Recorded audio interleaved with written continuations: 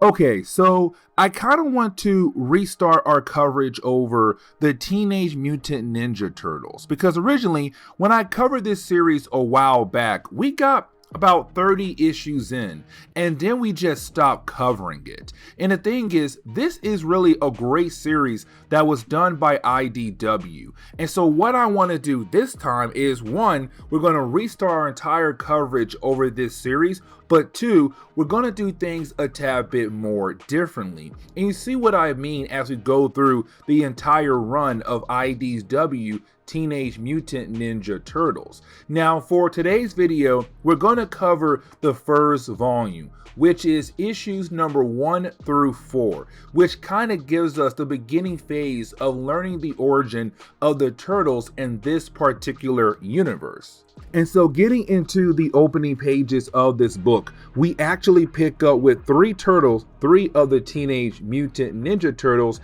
fighting alongside with Splinter against an enemy known as Old Man Hobbs. Now, when it comes to Old Man Hobbs, you can tell right off the bat that he was a mutated cat that does play a very crucial role in the actual origins of the Turtles. Now, the reason why I say only 3 turtles are fighting alongside with Splinter is going to be explained very soon throughout our coverage of this entire book, because we kind of find out Raphael is actually missing for a very special reason. Either way, when it comes to our 3 turtles and Splinter, they always fight against Old Man Hob and his gang as a way to protect this area, because when it comes to Old Man Hob and his gang, they're trying to take over this area, and so our turtles do their job to protect this area. Now, at the end of the battle, you do have Old Man Hob mention the idea that the turtles will go missing like one of their own did in the past,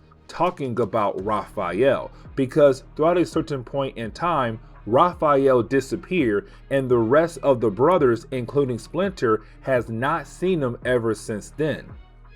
And so we have to jump back 18 months ago, where we actually pick up with April O'Neil, and we kind of find out that she's currently an intern at a company known as StockGen Research Inc. Now, when it comes to StockGen, they're going to be very important for a lot of different stories down the road. But when it comes to StockGen, the reason why April O'Neil is interning here is for 2 reasons. 1, because she's working on her science degree, and 2, because this company is supposed to be bioengineering livestock to feed starving third world countries around the world. Now, she's currently talking to another character that is going to be somewhat important for later stories as well, and that would be Chet. Now, while you have the 2 characters talking to one another, we kind of find out that she is currently looking at 4 turtles who have not been mutated yet. So yes, these are our heroes who are just regular turtles. But on top of that, she's also confronted by Splinter, who is just a regular rat. Well, he's somewhat regular. And you see what I mean as we go through the entire coverage of IDW's Turtles. Now, with that being said, she's very confused about the idea of why turtles and rats are being used for different projects of bioengineering. But you have Chet say there are different kind of meals out there like turtle soup and rat soup to kind of play off the idea of why these animals are currently here in the building. But then we actually pick up with the owner of the company, and that would be Baxter Stockman. Now, when it comes to Baxter, he's basically working for somebody else known as General Crank. Matter of fact, he gets a call from the general who is wondering about the different projects that he had hired Baxter for to hopefully accomplish. Now, here's the thing. We're not told a lot of information right off the bat about General Crank.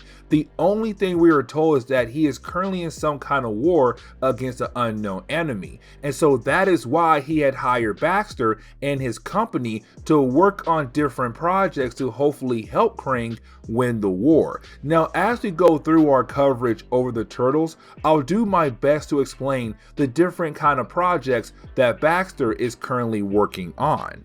Now, 3 months after you have April work at StockGen, well, that is the moment where we get the chance to see her being a great intern for this company, but also getting a lot of praise from her co-workers like Chet and another scientist known as Lindsay. Now, when it comes to Lindsay, she is going to release a secret about StockGen, because when it comes to April, she's very confused about the idea of why Splinter, this rat, is part of bioengineering. And that is the moment where you have Lindsay say, oh no, when it comes to Splinter, he's not part of the bioengineering part, he's part of another project. And that project deals with the idea of taking a rat and trying to split his animal instincts into two, and then take out one of them and replace that one with human traits instead, or human instincts. So the rat can think like a human, but still have animal traits as well. And soon as you have Lindsay say that, you have April freak out, because she's wondering, how in the world does that got to do with bioengineering? And you have Chet just try to cover everything up and move April along. Now, right after that, that is the moment you have April reveal to us that the 4 turtles in their cage right now are, of course, our 4 heroes who become the Teenage Mutant Ninja Turtles. But she was the one who gave them their names. And so now we know how they became the turtles we all love and care for. Well, not completely just yet. We did learn a tad bit of information about them. But getting back over to the present day, we actually pick up with Raphael. And this is the moment where we could technically say that he is okay. But let's not forget, the other brothers, the other turtles, including Splinter, they have no idea that Raphael is okay. And the reason why, because at a certain point in time, Raphael disappeared. And unfortunately, they have not seen their brother ever since that moment. And so they have no idea that he is okay. And matter of fact, we see him currently digging through dumpsters as a way to find some kind of food to hopefully survive. Except that is the moment he hears 2 men kind of yelling at each other and wondering what in the world is going on. And what Raphael finds out is that there's a grown man beating down on his own son.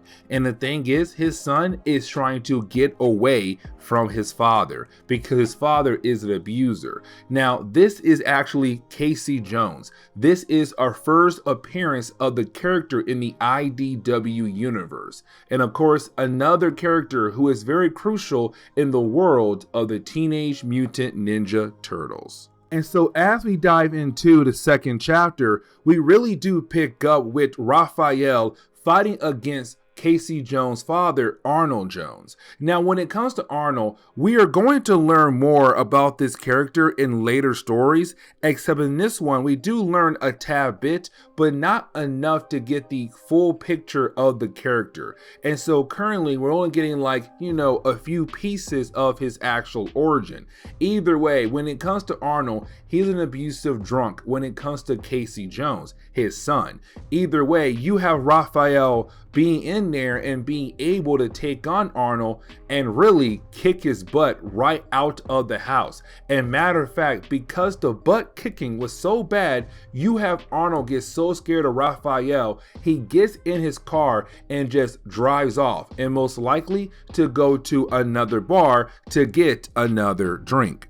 But once again, we do get another flashback. This flashback jumps back 15 months ago, where we pick up with April O'Neil, who is currently working in the lab overnight. Now, while she is working, well, that is the moment you have Splinter, who at that point in time was just a regular rat, hand over some kind of piece of paper and kind of wondering why in the world Splinter, this regular rat, was giving her some kind of piece of paper.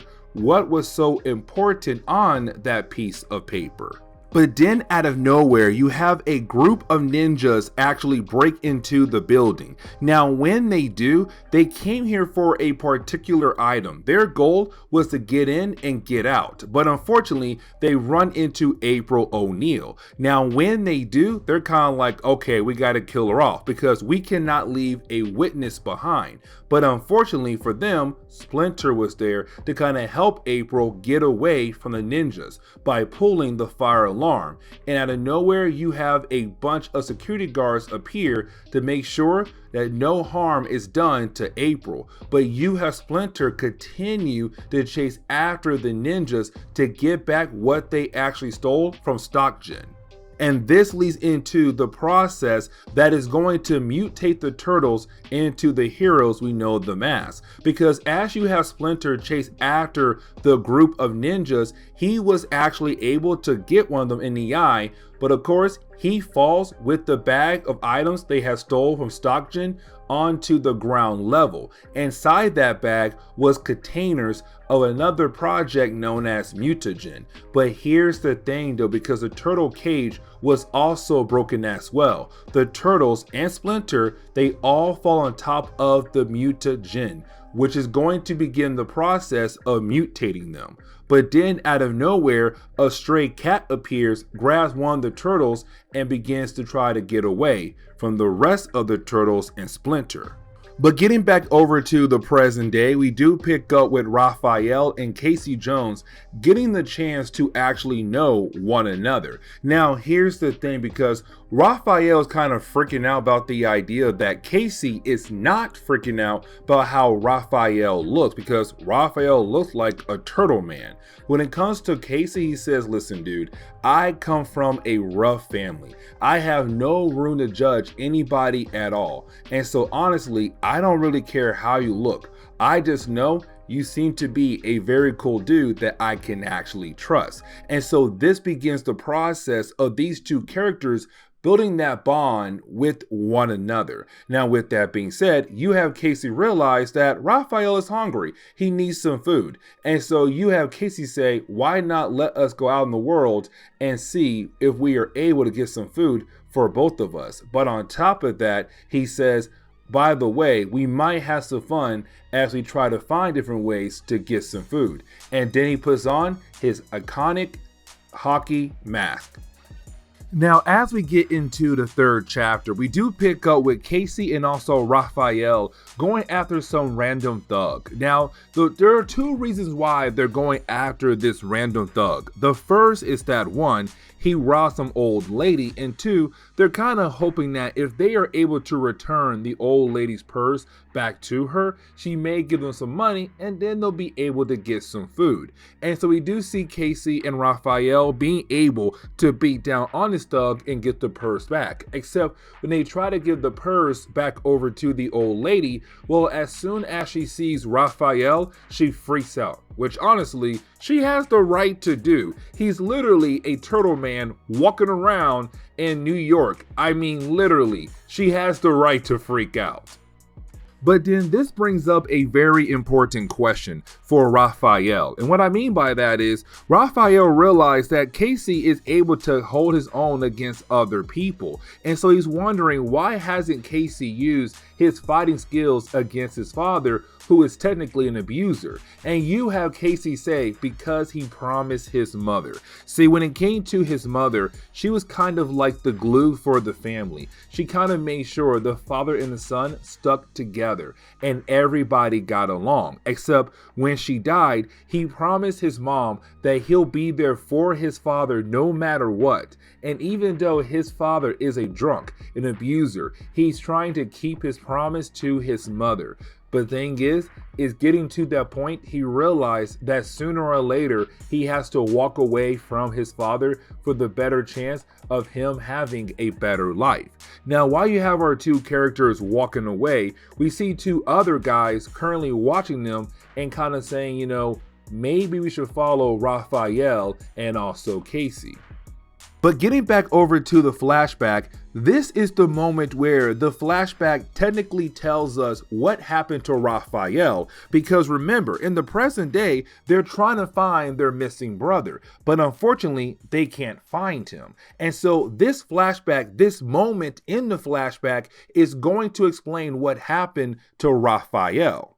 And so as we dive into the flashback, we do pick up with Splinter at this point was still just a rat, a very intelligent rat, but has not been evolved yet into a Ratman-like creature as we see him in the present day. And the same thing for the stray cat that he is fighting against, because this stray cat is going to become Old Man Hobbs down the road. Now, while you have the two characters fighting against each other, we have to remember Old Man Hobbs is holding Raphael in his mouth in the stray cat phase. But on top of that, on Raphael's body is the mutagen, which of course gets all over Old Man Hobbs' body, which kind of explains how he was able to evolve into a Catman-like creature we see him in the present day. But on top of that, while you have the two characters fighting against each other, both characters do get injured. Splinter gets injured in the leg thanks to Old Man Hobbs, again at this point who is just a regular cat, but also Old Man Hobbs gets injured by Splinter by getting scratched in the eye, which explains what happened to his eye in the present day. But on Splinter claws, there was more mutagen on them. And so of course that could be used as another reason why Old Man Hobbs was able to evolve into a Catman-like creature in the present day. Now, when it comes to Splinter, he realized that he did lose one of the turtles, but the ninjas were coming back to hopefully get the other turtles, get Splinter, but also get the mutagen. But Splinter was able to grab the turtles, grab the bag, and they fall into the sewers. Now, as soon as they do fall into the sewers, that is when they begin to evolve into the characters we know them as.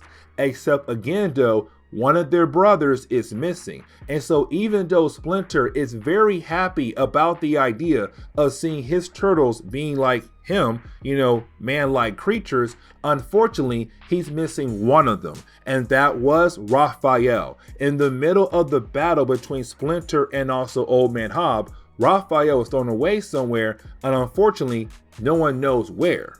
But getting back over to the present day, we do pick up with the other turtles still trying to find their missing brother. Now here's the thing though, because it has been months since they lost their brother Raphael, but apparently ever since that moment right there up to this moment right here, they have been trying their best to find their missing brother. But unfortunately, they have not had any kind of luck to be able to find their missing brother or find any kind of clue to show that their missing brother is still alive out there somewhere in the city. And with them not being able to find any kind of clues at all, it begins the idea for some members that their brother Raphael could most likely be dead. Now, when it comes to Leonardo, he's all like, dude, there's no way, because I still have faith that our brother is still alive and well out there. We just have to find him. But on top of that, Splinter, their father, also believes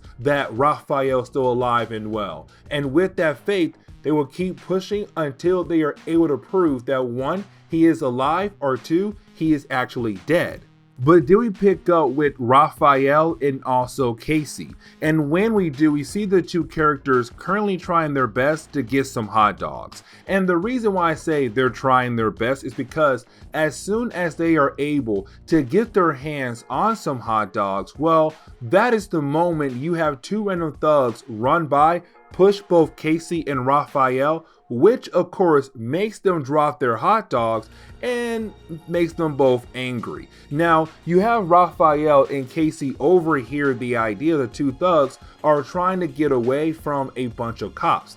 And so you have our two heroes say, you know what, let's go ahead and chase them down to get revenge for our hot dogs, but on top of that, stop them to help out the cops. Unfortunately, when they do catch up to the two guys, we kind of find out it was actually a trap being done by Old Man Hobbs and his gang. Those two guys earlier who were watching Raphael and Casey were working for Old Man Hobbs, and they had informed him, hey, we found the fourth turtle, Raphael. And so this is Old Man Hobbs saying, you know what, I'm gonna go ahead and finish off what I started all those months ago when I had you in my mouth when I was just a regular cat.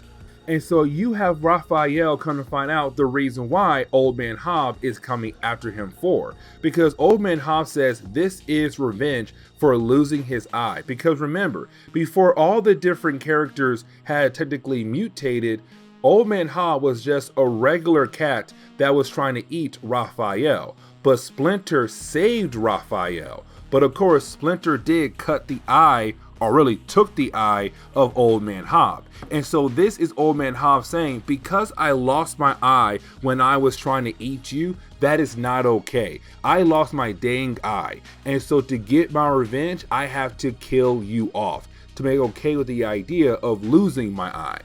But getting back into the flashback, we do pick up with Baxter and Chet after the break-in. It's really more Chet giving Baxter an update on what different items were taken by the ninjas. Now, of course, he comes to find out, Baxter, he finds out the mutagen was taken, and that was a huge loss, because that was one of the many things that General Krang wanted from Baxter. And again, we still have no idea why Krang wants the mutagen, but on top of that, we have no idea at this point who Krang is. Now, here's the thing, because they also lost another project that deals with Splinter, and that would be the psychotropic serum. Now, this is very important because it kind of explains how Splinter was able to become somewhat intelligent. Now, with that being said, with him being gone, they also lost that project as well. And so you have Baxter and Chet wondering, how in the world are they going to be able to get those two projects back here in the office and continue their work? Except that is the moment you have Old Man Hob appear. But at this point, he had mutated into a Catman creature, and he is agreeing to work with Baxter to bring Splinter and the Turtles back here so that they are able to continue their projects. But doing pick up with Splinter and the Turtles in the flashback still, right after they had mutated. Now, when it comes to Splinter, he does kind of mention that with him being around and also the three turtles, he feels like this is a second chance in life. Now, usually that means like, because they had a very close moment to death, they're kind of like, you know what, we almost died. Let's go ahead and enjoy this second chance in life. But for Splinter, when he says that line, he does not really mean that. He really means more the idea that this is him coming back to life. That apparently he was alive in a previous body, a previous life. But him and the three turtles were able to come back in a new kind of way, a new kind of reincarnation. But either way though, he does tell his turtles, let's enjoy this new life.